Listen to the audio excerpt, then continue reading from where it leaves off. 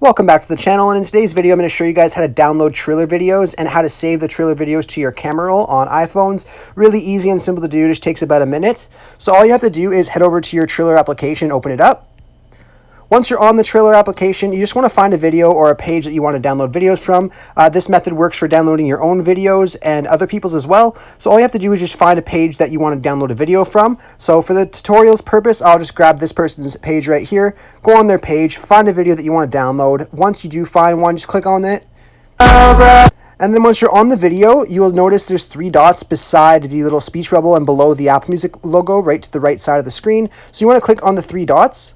And then you just want to click on share, and then it's going to load up and it's going to give you an option to download right here. So you want to go ahead and click on download, and then there's going to be a pop-up asking you to allow access to your photos. I already have, that's why it hasn't popped up for me, but you just want to allow access to your photos, and then it will begin to download and save to your camera roll.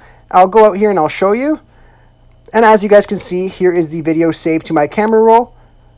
Really easy to do. I hope I was able to help you guys out with showing you how to download videos on Triller. If it was helpful, be sure to leave a like on the video and subscribe for more. Thanks for watching.